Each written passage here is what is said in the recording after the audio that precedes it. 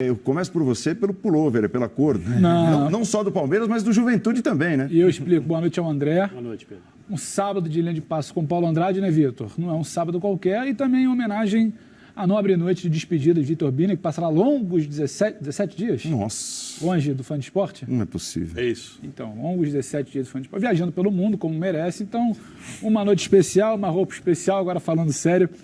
Uma vitória tranquila do Palmeiras. A gente já começa a ver as imagens do jogo, Paulo. O Palmeiras, que nas últimas partidas, ele vinha encarando times que se fechavam demais. Palmeiras criava demais, tinha muito volume de ataque e não traduzia exatamente o volume alto em uma quantidade maior de gols.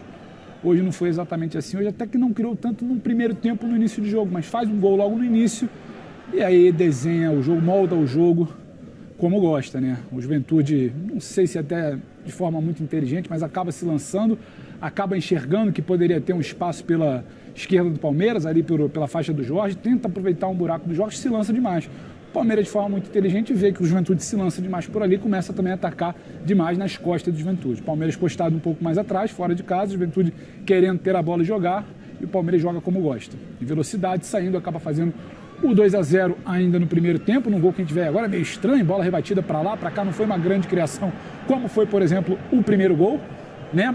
O Dudu com o Marcos Rocha, com a finalização do Zé Rafael, mas foi um Palmeiras de 2-0 no Alfredo Jaconi, que não é exatamente o cenário dos mais fáceis para um primeiro tempo.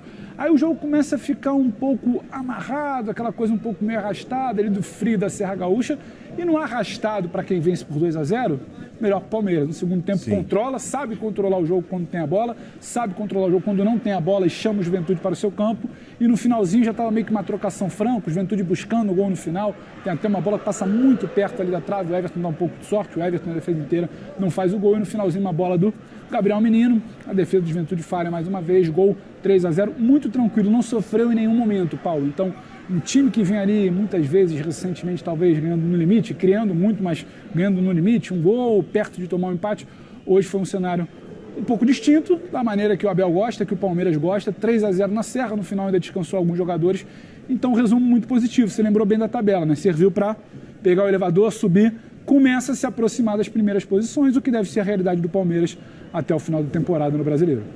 E sem jogadores importantes, né, André? Por exemplo, 2 dos 3 ou dos 4 que compõem ali, digamos, uma espinha dorsal do time titular do Palmeiras não estiveram em ação.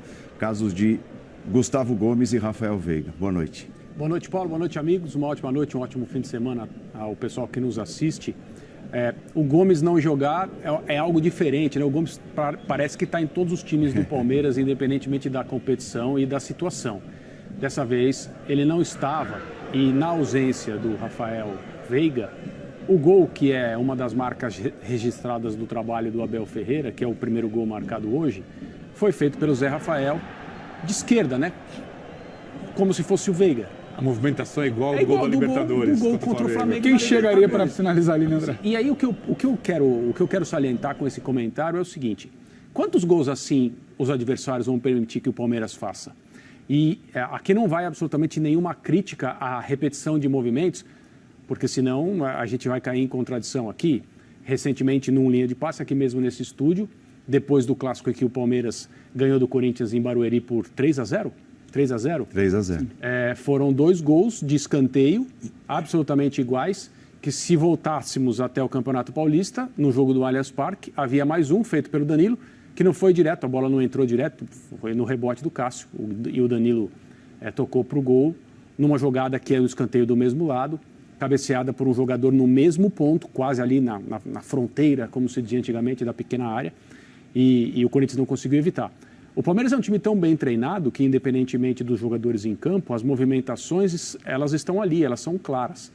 E, como disse o Abel também, depois de um jogo da Copa do Brasil, em que ele disse que nós deveríamos ter marcado o primeiro gol, o planejamento de jogos que o Abel faz, independentemente do adversário, é sempre no sentido de estar em vantagem. E quando o Palmeiras faz o primeiro gol, ele molda, como disse o Pedro, o jogo, a sua forma de competir.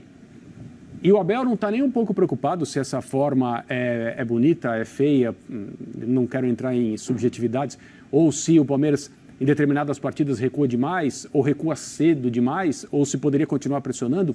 Às vezes continua pressionando, dependendo da situação, dependendo do que é necessário fazer. Às vezes não, às vezes dá um passo atrás ou até mais. Não importa. Quando o Palmeiras se coloca na frente no placar, o jogo fica muito mais difícil para o adversário, não evidentemente em relação ao resultado parcial, mas à dinâmica da partida. E aí hoje, contra um time tecnicamente inferior, tendo saído na frente com um gol que é um movimento claro, a jogada em profundidade para o lateral com espaço, a bola rasteira para antes da marca do pênalti ou até para, de novo, me perdoem a repetição, a fronteira da grande área, para alguém chegar batendo. Esse alguém quase sempre é o Veiga, porque o Veiga quase sempre está em campo também. Hoje foi o Veiga com a camisa do Zé Rafael. Tudo bem, Breyer? Prazer. Boa noite, Paulo. Boa noite, companheiros, fãs de esportes. Eu vejo esse Palmeiras talvez na sua fase mais madura sob o comando do Abel. É um Palmeiras muito seguro, Palmeiras que tem tido muita variação. Então, hoje, quando ele não tem o Piquerez para fazer aquela saída de 3, ele inverte e faz a saída com o Marcos Rocha.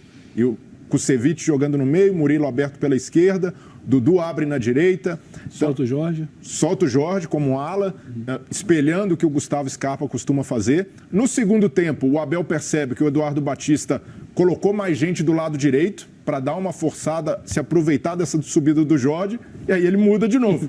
Ele segura o Jorge, Marcos Rocha, que passa a avançar. Então é um treinador que tem o conhecimento do que cada um pode fazer, mantém muitas ideias, muitas jogadas que dão certo, mas ao mesmo tempo consegue variar, mudar o estilo do time e manter a intensidade. Então hoje não joga o Veiga, que é talvez o jogador mais excepcional desse Palmeiras, entra o Gustavo Scarpa para fazer a função de meia e faz muito bem.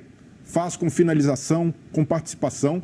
Para mim, ao lado do César, goleiro do Juventude, que evitou que a goleada fosse maior. Muito bem no segundo tempo, né? O Scarpa, para mim, foi o melhor em campo. Se destacando, com personalidade, buscando o jogo, aparecendo toda hora. Se a gente pensar no Scarpa, eu até discordo que ele seja um reserva de luxo. O Scarpa tem status de titular no Palmeiras. Concordo. E é um luxo para o Palmeiras ter o Scarpa como uma alternativa quando o Veiga não possa jogar, porque o Scarpa consegue, mesmo estando mais acostumado a jogar como ala com o Abel, ele faz essa função de meia brilhantemente e até por isso eu vejo que o Palmeiras pode fazer um esforço pela permanência do Scarpa.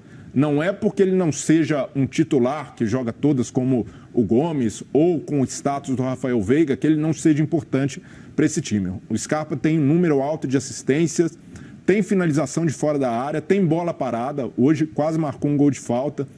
Escanteio com ele é sempre bola perigosa.